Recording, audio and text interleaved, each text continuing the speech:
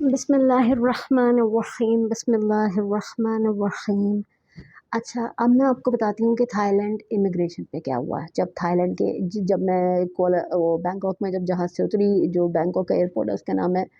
देखिए, कमी बेशी इस तरह हो सकती है कि मैं कुछ बातें भूल गई हूँ या maybe want to avoid, but I will not tell you wrong information. At least you can have blind trust in me, because I did not open this channel to misguide people or to have a lot of subscribers and just talk rubbish. I don't have such kind of intentions. अंग्रेज़ी भी मेरी पता नहीं क्या हो गई, तो मैं दिल नहीं चाह रहा चश्मा लगा के बात करने का। तो अभी मैं कुआलालंपुर में बैठी हूँ अल्हम्दुलिल्लाह। अच्छा, तो इससे ना चश्मे से मुझे फिर सब ब्लैक ब्लैक नज़र आ रहा होता है। अच्छा, तो अब आप लोग को तो मैं कलर में नज़र आ रही हूँ, मुझे सब काला नज़र आ रहा होता है। तो अच्छा, I am saying that Bangkok की इमिग्रेशन पे क्या हुआ, थाईलैंड की इमिग्रेशन पे। जब बैंकॉक पे यार प्यास लग रही है मुझे सच में। ये होटल में कॉम्प्लीमेंट्री रखा हुआ है। हाँ जी, बिस्मिल्लाहिर्रहमानिर्रहीम।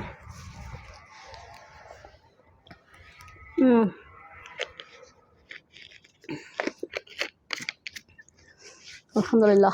अच्छा, तो इधर क्या इमिग्रेशन पे हुआ थाईलैंड की। जब जहाज़ से उतरे तो इमिग्रेशन पे जब जाते हैं, जहाँ ठप्पा लगता है कि भाई आपके मुल्क में आने दे रहे हैं आपको, हमारे मुल्क में आपको आने दे रहे हैं, वहाँ जब मैं आई तो रश लगा हुआ था। बैंकॉक का एयरपोर्ट बहुत बिजी होता है, मतलब लाइक एनीथिंग, फ्लाइट्स तो ऐसे आ जा रही होती है, मतलब like a lot is happening. It's a very happening airport. So जब पहुंची तो जहाँ से उतरी इमिग्रेशन पे गई तो मैंने हाथ में वही जो एक होटल रिजर्वेशन रखा हुआ था, पेड नहीं था। 50 बार कहूँगी पेड नहीं था। वैसे कराची एयरपोर्ट पे इतना जलील होने के बाद मुझे लग रहा है पेड होना चाहिए। अच्छा, तो उसने मुझसे क्या मांगा, जो थाई आदमी था उसने मुझसे बोला अपना पासपोर्ट दे दो। क्योंकि थाईलैंड का स्टिकर वीज़ा होता है, ई वीज़ा नहीं होता, तो अलग से ई वीज़ा नहीं होता, स्टिकर वीज़ा ही था, वो उसी पे लगा हुआ था। उसने मुझसे कहा अपना पासपोर्ट दे दो। अब मेरे हाथ में क्या क्या था, मेरे पास बोर्डिंग कार्ड भी था, होटल रिजर्वेशन भी थी अनपेड, एंड और क्या होता है, टिकट था। अब वो मुझे इतना क्लियर याद नहीं है। मुझे होटल रिजर्वेशन तो 100% याद है, उसने उसके बारे में जिक्र तक कुछ नहीं किया, ना ये पूछा कहाँ जाओगी। हाँ, उसने मुझसे पासपोर्ट लिया, उसी पे वीज़ा लगा हुआ था, तो अलग से वीज़ा कोई ना था, पासपोर्ट ले लिया, और मेरे ख्याल से तो उसने रिटर्न टिकट भी नहीं लिया था। यार मैं तकरीबन 60 to 70% श्योर हूँ, उसने रिटर्न टिकट भी नहीं मुझसे। हाँ, उसने सिर्फ मुझसे पासपोर्ट लिया, as far as I remember, sorry if I am not able to recall correctly. और उसने मुझे पूछा क्या क्या, उसने मुझसे कहा कि how long do you plan to stay in Thailand, यानी कितना अर्सा रुकना चाहती हूँ। मैंने उसको बता दिया। उसने कहा अच्छा। उसने कहा उंगलियां रख दें उस पर, वहाँ भी स्कैन हुआ, वो जिसके पास लगा हुआ था, तस्वीर खींची उधर ही ऊपर वो था, 4 उंगलियां, फिर अंगूठे, या पता नहीं 5 उंगलियां। मेरे ख्याल से अंगूठे अलग से हुए थे उसी पे और उंगलियां अलग से हुई थी, because I am confuse between Malaysia and Thailand. So उसने मुझसे ये भी नहीं पूछा कि आप अकेले हो या नहीं, और मुँह उठा के कहाँ से आ गई, और तेरे साथ अकेला तू क्यों, किसी को साथ क्यों नहीं लाई। और ये भी नहीं कि भाई आपको कौन से होटल में स्टे करना है। उसने अपनी, वो चाहता तो होटल बुकिंग वो भी मांग सकता था, कितने अरसे के लिए आए हो, कहाँ ठहरोगी, कौन सी जगह दे, वो पूछ सकते, उसने नहीं पूछा। ठीक है, रश भी बहुत था मेरे ख्याल से, तो बेतहाशा रश था। तो उसने मुझसे बोला आप कितने दिन का प्लान है आपका स्टे का, मैंने बता दिया। तो उसने ठप्पा लगा के कहा ठीक है आप सही है, बस ये पासपोर्ट वापस कर दिया। माशाल्लाह माशाल्लाह माशाल्लाह। देखें, मुख्तलिफ़ मुल्कों में मुख्तलिफ़ एक्सपीरियंसेस हो जाते हैं। लाइक सिंगापुर में मेरा उन्होंने एयरपोर्ट पर ढोल बजा दिया था, लेकिन बात वो बहुत तमीज़ से कर रहे थे। ये मैं हमेशा कहती हूँ, तो बात वो तमीज़ से कर रहा था, बजा रहा था बैंड, लेकिन बहुत तमीज़ से।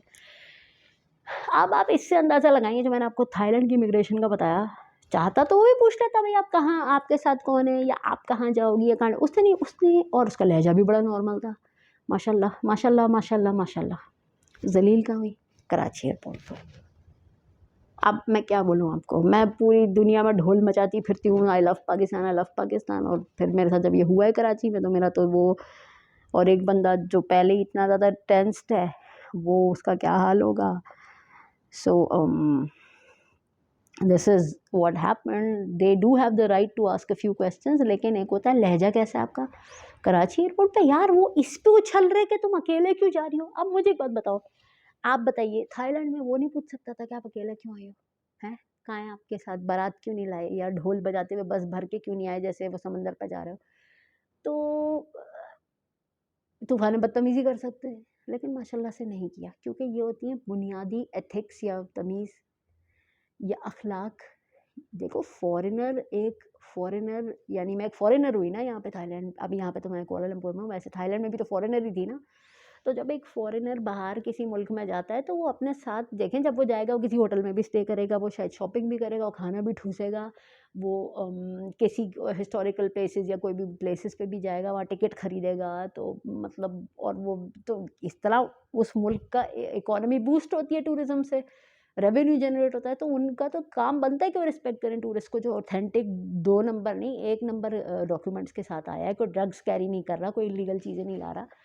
तो उनका फ़र्ज़ बनता है कि रिस्पेक्ट से ही पेश आएँ कि भई ये he has come with he or she has arrived with authentic documents for tourism and okay, so it's okay, he or she has fulfilled all the requirements. तो अब यहाँ पे यहाँ तो नहीं, मतलब पाकिस्तान में अब देखें कराची में मेरे साथ क्या हुआ।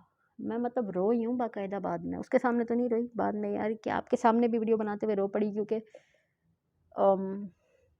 एक तो मुझे कभी सुकून ही नहीं आ पाता जब जो मेरे कैट्स का हाल हुआ था, ऊपर से ये इन्होंने मेरा बाजा बजा के रख दिया। तो अफ़सोस क्या होता है कि माशाल्लाह I am getting respect from in Thailand or in Malaysia or whichever country, but where am I being really so treated in extreme derogatory manner in my own country, in my own city? So how much how much लग रहा है मैं कुछ खरीद रही हूँ, तो I'm just saying that this is very very disheartening। और मैं पाकिस्तान से बहुत मोहब्बत करती हूँ, लेकिन मैं पाकिस्तान की झूठी सपोर्ट नहीं कर सकती। This is something so disgusting कि इस तरह बाहर कोई घूमने जा रहा है पाकिस्तानियों को वैसे ही बड़े लिमिटेड वीज़ाज़ मिलते हैं और उस पे उनका बाजा बजा दिया जाए कि भाई तू अकेले क्यों मुँह उठा के चल पड़ा और तू सच नहीं बोल रहा, और तू भाई तू है कौन ये औकात बताने वाला? मेरी औकात बता दी, अपनी तो बता। 2 कौड़ी के, कब्र में जाके पता चलेगा। कब्र में जाके सारी हेकड़ी निकल जाएगी, अभी तो कोई तेरा कुछ नहीं कर सकता। ओके।